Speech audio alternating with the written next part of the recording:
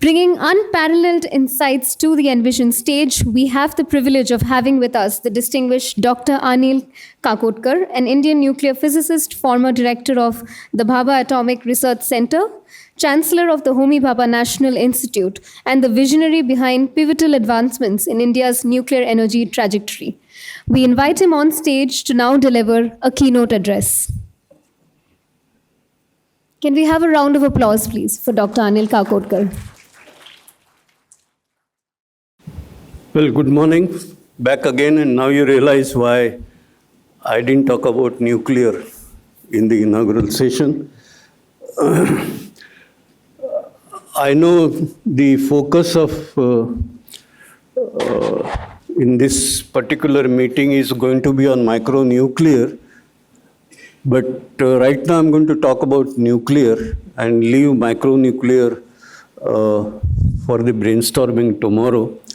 But I think it's important that I bring to you an overall picture with respect to nuclear as far as India is concerned. And what Mr. Chris Gopalakrishnan talked in the morning, that has made my job a bit easier. So I'll essentially start from the point he made. Now, clearly, we all have an ambition that someday India would be among the advanced countries of the world. And of course, as a responsible citizen and not the greedy, irresponsible one, as Prasad Jhunjhunwala was alluding to. But the curve there on the left-hand side bottom of that picture is a correlation many of you must have seen many times. It talks about the link between the energy consumption and the Human Development Index. And there is, of course, each point there on that graph represents a country, but it can also be used to represent states in India. It can represent different strata of society.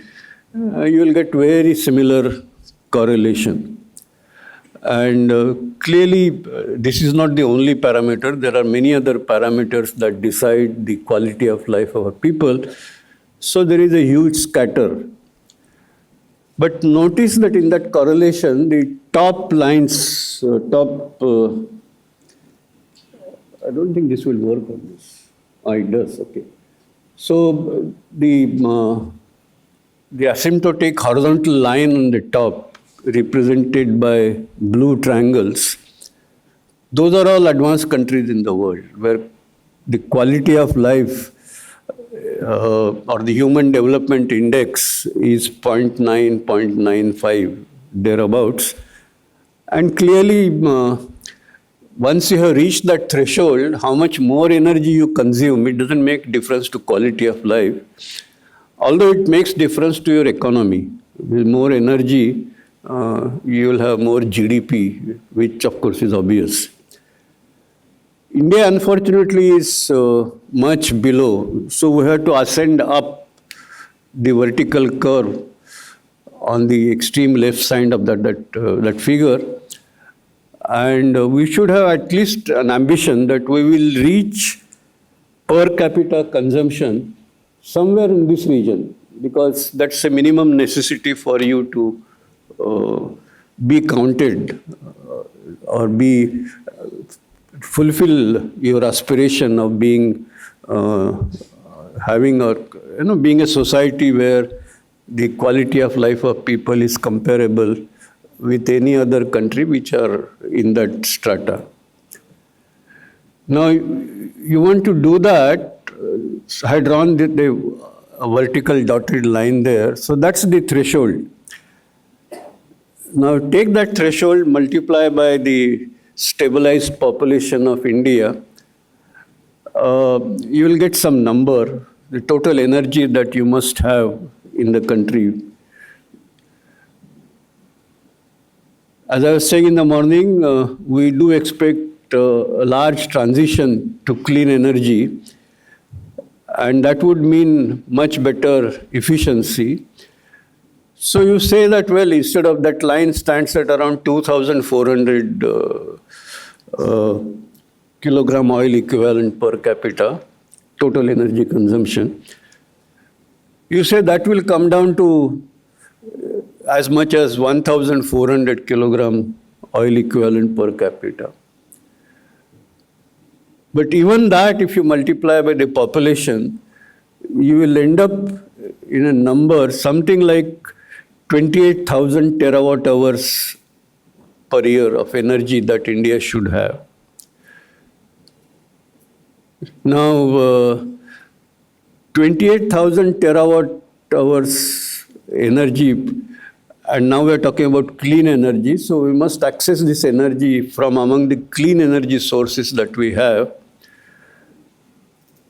And this is the big challenge. It's a double challenge. The point has been made in the morning, so I'm not going to labor on that. But on one side, we have to improve the quality of life of our people, so you need energy for that. And on the other side, we must transition from the carbon-emitting energy sources to clean sources, which do not emit carbon dioxide. And so we must look at the growth in clean energy, and of course, that also applies to nuclear energy in that context. So we have a double transition to do. There are many reports, I don't mind naming, but even a very respectable organization like International Energy Agency, they put out reports year after year. And there are reports which are India specific. They all estimate how much energy India would require. But they estimate how much energy India would require to make that transition from where we are to kind of net zero target. If you look at those numbers, they are never highlighted, they are never, so it's very hard. If you read the report, you will not even find them there. But embedded in that is an energy requirement, which is, in fact, in one version, it was actually less than the energy that we consume today. In a more recent report, it has gone up, but it has gone up only marginally, and it's not even enough to compare with energy that we'll consume in, say, 2030. And then everything else follows from that. And sometimes it's my anguish actually, even our policymakers, they take that report as gospel truth and do our planning on that basis. So I was making the point about the narrative that we all carry forward in some other context in the morning, but in nuclear context also, this is the hard reality. So in that context, I want to put this. So this 28,000 terawatt hours, if you want to reach that kind of energy consumption, from today we are at around 6,500, 6,700 terawatt hours. So that's the jump we want to achieve. Now, renewable, of course, we are rightly placing a huge emphasis on renewable, but how much energy potential that is there? Now, this number can vary because depending on what we are looking at, morning mention was made about offshore. Offshore one can get huge potential, so it may go up further, but from all accounts, different sources you put together, the total renewable energy potential in the country at this moment is around 8,000 terawatt hours per year. So we have a target of reaching 28,000 terawatt hours per year, renewable energy, and by the way, this includes large hydro as well. Because normal renewable energy is only small hydro, but large hydro, bioenergy, and of course solar, wind, all put together. And clearly this may go up. You go to wind energy at a higher elevation, wind energy offshore, some other clever things in solar. It may go up. So 8,000 may go up to 10,000, may go up to 12,000. But it is unlikely to go anywhere close to 28,000 terawatt hour per year. And so the first point that we need to recognize is without nuclear energy, you cannot fulfill your development ambition. No way. If you say we'll decarbonize, we'll reach net zero, then you can do that with the way we are, maybe a little better than the way we are.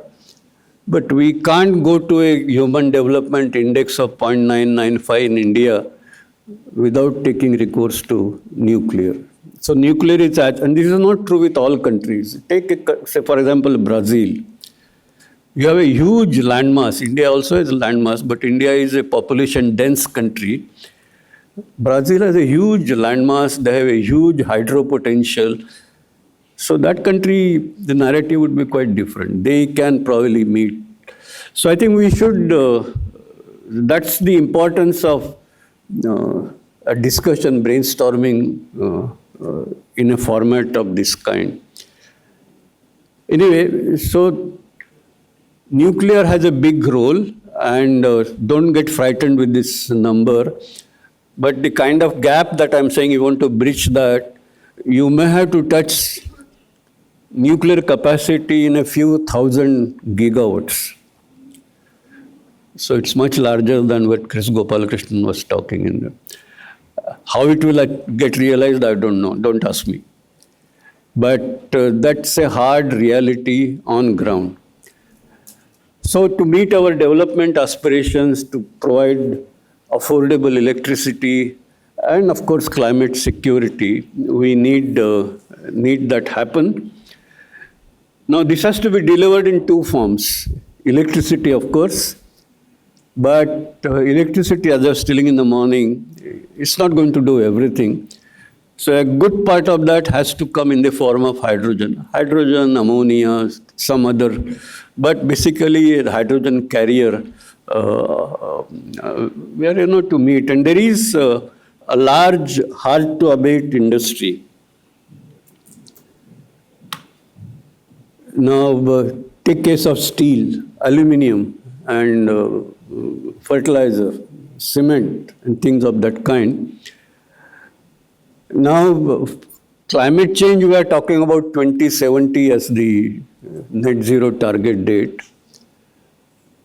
But for these hard-to-abate industry, they have to survive in global market. There are now mechanisms which are emerging. For example, the carbon border adjustment mechanism, which in fact the reporting will start next year, and it will come in force maybe a couple of years from now. So if you are sending your steel manufactured in India to Europe, they will look at what is the carbon footprint. And if the carbon footprint is not low enough, you have to pay an additional tax, which is going to be substantial, I'm told. It's not marginal, it's quite large. Obviously, Indian steel will not enter the European market. So it has huge potential. So this challenge of clean energy is right here today with us. And you can imagine how large impact it would have on Indian economy. So this is the picture. There is an urgency of doing this thing right now. And in that sense, it looks to me that we actually already missed the bus. Although even now a lot can happen. On the other hand, the energy mix, today, as I said, electricity may be around 20% of the total energy that we consume. And then the other component is industry, transportation, and then a bit of agriculture, households, domestic thing, commercial infrastructure, and so on and so forth. But tomorrow, if you say that, well, we can't use much of coal, we can't use much of oil, then it looks to me that electricity will have to go at least, say, half, 40 to 50% of the total energy, with another 30% coming in the form of hydrogen, which will do the job of whatever, say, coal does in steel or other places, hydrogen does. Or transportation, electricity could be a significant part of transportation, e-mobility. But Professor Junjunwala was talking about the heavy vehicle, long distance heavy transportation, cross-country transportation by trucks. I think it's unlikely that electric mobility will constitute a commercially viable solution for that purpose. But hydrogen will. Hydrogen with onboard fuel cell producing electricity and electric transmission will certainly be able to meet that solution. And I think some of the things which are under demonstration today, I think the demonstrations will start in significant way in maybe coming months.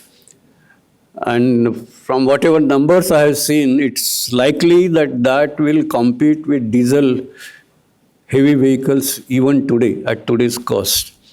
So I expect that to get scaled up quite fast as a potential solution. But the question will be again from where that hydrogen comes from. And as I was saying in the morning, today we are talking about electrolyzer. So if that 30% hydrogen also has to come from electricity,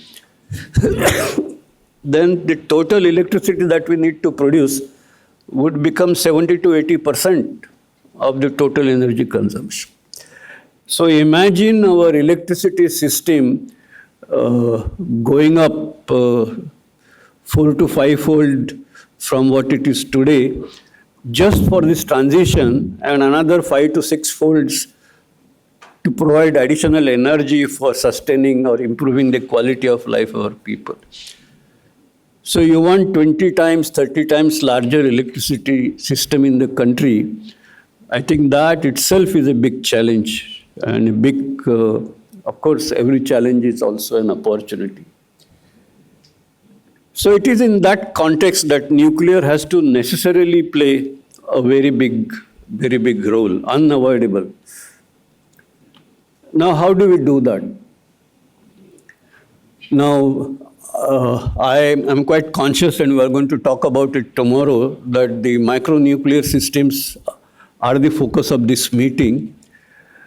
But imagine how many micronuclear systems would be required if we were to meet total nuclear electricity requirement of the scale I am talking about. It is something like solar rooftops are extremely important for distributed solar power generation. But solar rooftops can never take you anywhere closer to total solar energy generation targets that we have. So the same story is there. So micronuclear systems are going to be important, distributed sources are going to be important, but we should see that in a perspective. And to my mind, the composition will consist of a very large number of large reactors. The 700 megawatt reactor which has been developed in the country has to be necessarily the workhorse.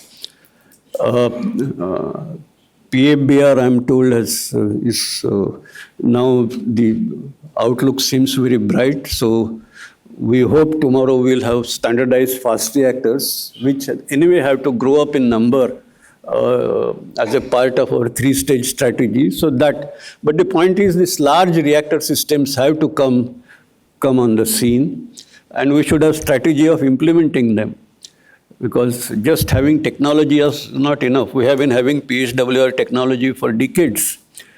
But to deploy that, we need many more vehicles. So it's NPC-1, NPC-2, NPC-3, NTPC, other, we have to bring all those forces together to meet that target. And then I mentioned about the needs of industry. You want clean steel, clean products which will remain competitive. So industry, if you ask DAE people, the industry is making a beeline. You give us a captive nuclear power plant, all for ourselves. They are prepared to fund it. And the 220 megawatt unit, which is such a proven unit, we have dozens of them operating in the country. People are there wanting, and they are, in fact, this cumulative requirement, to me, it runs in tens of gigawatts and more.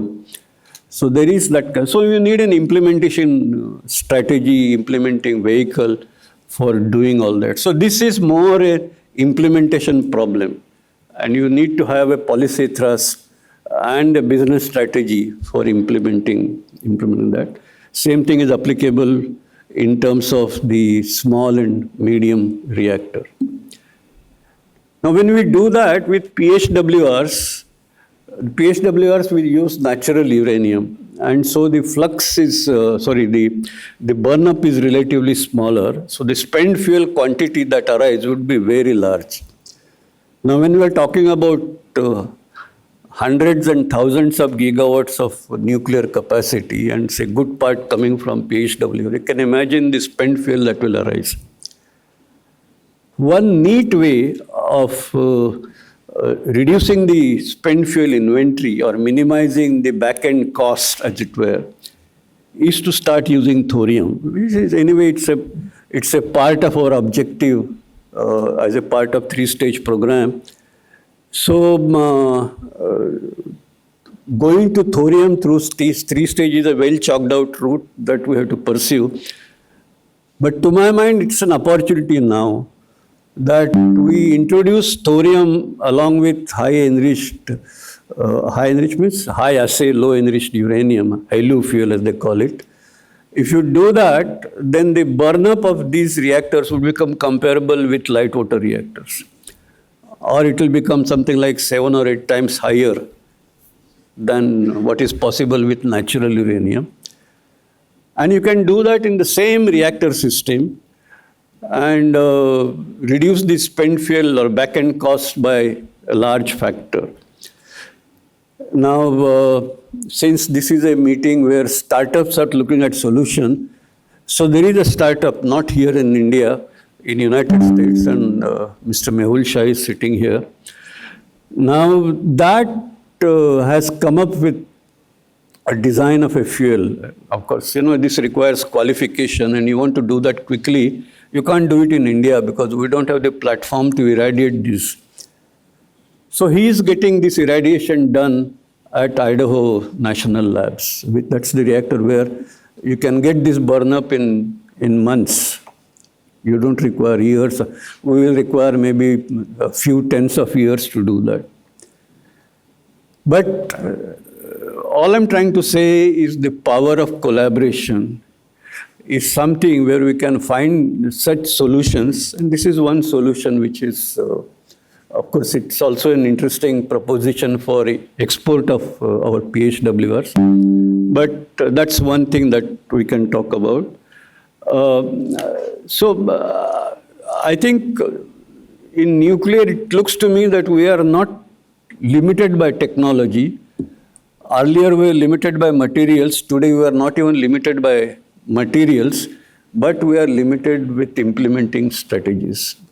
And I think, as I said, while the government has to do its bit, but I'm very interested in this micronuclear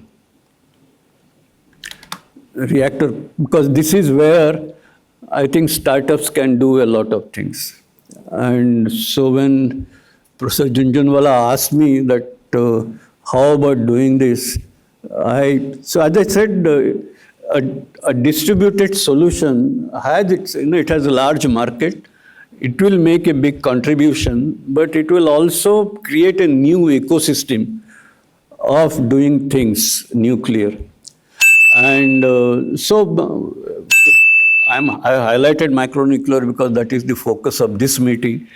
But we'll have to talk about several new reactor systems. For example, we had the advanced heavy water reactor. Full development is done. Dr. Nayak is sitting here. He has done a lot of development work. Vision is retired. These people have spent almost a professional lifetime there in developing this system. We are talking about SMRs being done elsewhere. The ready SMR available to you. It can deploy it anywhere. There is no impact in public domain whatsoever. And then, of course, there are others, including the metallic fast breeder reactors. So to do a couple of oxide ones, but transition. These are all very important for us. So this is new dimensions of technology. But as I said earlier, we have enough technology which is well proven, and we have to do innovations in the implementation strategy as well.